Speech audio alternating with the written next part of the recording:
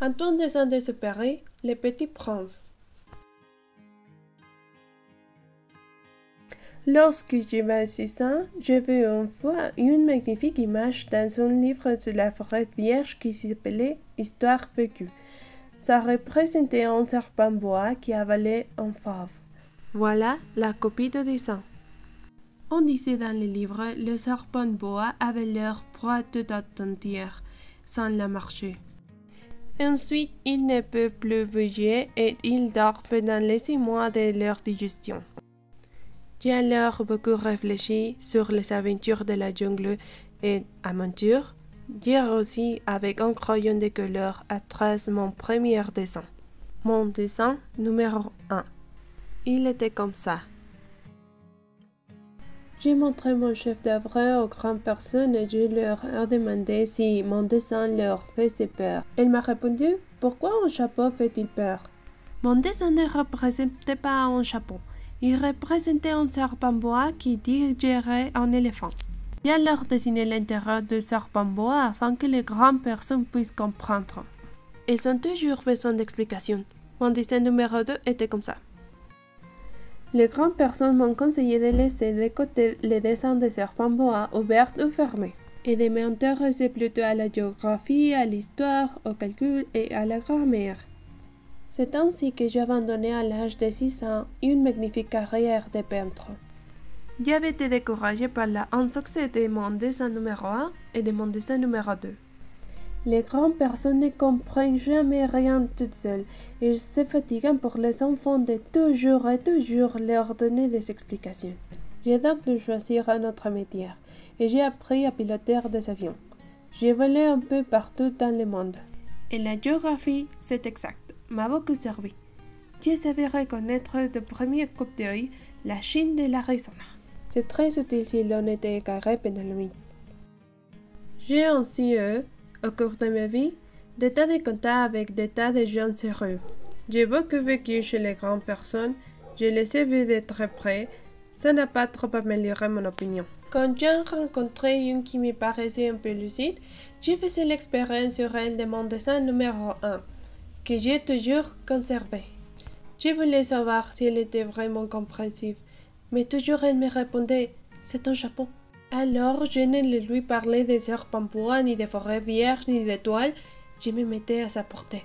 Je lui parlais de bridge, de golf, de politique et de cravate, et la grande personne était bien contente de connaître un homme aussi raisonnable.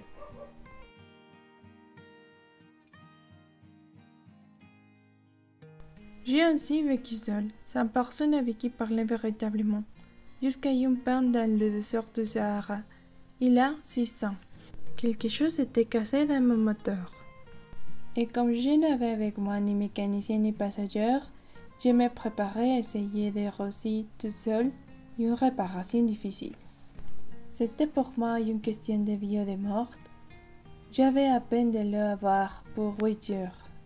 Le premier soir, je me suis donc endormie sur le sable, à 1000 milles de toute terre habitée. J'étais bien plus isolée qu'un naufragé sur le radeau au milieu de l'océan.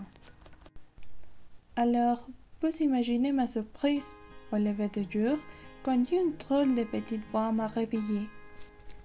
Elle disait « S'il vous plaît, dessine-moi un mouton. » « Hein? Dessine-moi un mouton. » J'ai sauté sur mes pieds comme si j'avais été frappée par la foudre. Je viens frotter mes yeux, je viens regarder. Et j'ai vu un petit bonhomme tout à fait extraordinaire qui me considérait gravement. Voilà les meilleurs portraits que plus tard j'ai réussi à faire de lui, mais mon dessin, bien sûr, est beaucoup moins ravissant que le modèle. Ce n'est pas ma faute. J'avais été découragée dans ma carrière de peintre par les grandes personnes à l'âge de 6 ans, et je n'avais rien appris à dessiner sauf les voies fermées et les voies ouvertes. J'ai regardé dans cette apparition avec des yeux tout redons et d'étonnement. N'oubliez pas que je me trouvais à 1000 milles de toute région habitée. Or, mon petit bonhomme ne me semblait ni égaré, ni mort de fatigue, ni mort de faim, ni mort de soif, ni mort de peur. Il n'avait rien l'apparence d'un enfant perdu au milieu du désert à 1000 milles de toute région habitée. Quand j'ai réussi enfin à parler, je lui dis « Mais qu'est-ce que tu fais là ?» Et il me répétait alors tout doucement, comme une chose très sérieuse. « S'il vous plaît, dites-moi un montant. » Quand le mystère est trop impressionnant, on ne sait pas désobéir. Aussi absurde que cela me semblait à 1000 milles de tous les centres habités et en danger de mort, j'ai sorti de ma poche une feuille de papier et un stylographe. Mais je me rappelais alors que j'avais surtout étudié la géographie, l'histoire, le calcul et la grammaire, et je dis au petit bonhomme, avec un peu de mauvaise humeur, que je ne savais pas dessiner. Il me répondit « Ça ne fait rien, dessine-moi un mouton ». Comme je n'avais jamais dessiné un mouton, j'ai refait pour lui l'un des deux seuls dessins dont j'étais capable. C'est lui, de voix fermée. Et je fus stupéfait d'entendre le petit bonhomme me répondre. Non, non, je ne veux pas d'un éléphant dans son bois. Un bois c'est très dangereux et un éléphant c'est très encombrant.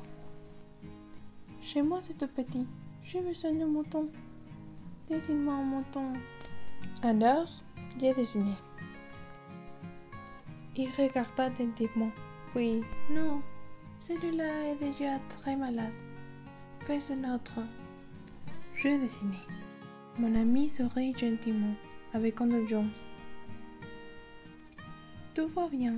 Ce n'est pas un mouton, c'est un bélier. Il a des cornes. Je refis donc encore mon dessin. Mais il fut refusé comme les précédents. Celui-là est trop vieux. J'ai vu un mouton qui vit longtemps. Alors, faute de patience, comme j'avais hâte de commencer le démontage de mon moteur, j'ai refait ce dessin-ci. Et j'ai lancé. Ça, c'est la caisse. Le mouton que tu veux est dedans. Mais je fus bien surpris de voir s'illuminer le visage de mon jeune George. Oh, c'est tout à fait comme ça que je le voulais. Crois-tu qu'il faille beaucoup d'heures vers ce mouton? Pourquoi? Parce que chez moi, c'est tout petit. Ça suffira sûrement. Je t'ai donné un petit mouton. Il penche la tête vers les dessins. Pas si petite que ça. Diane, il s'est endormi. Et c'est ainsi que je fis la connaissance du petit prince. Voilà les meilleurs portraits que plus tard j'ai réussi à faire de lui.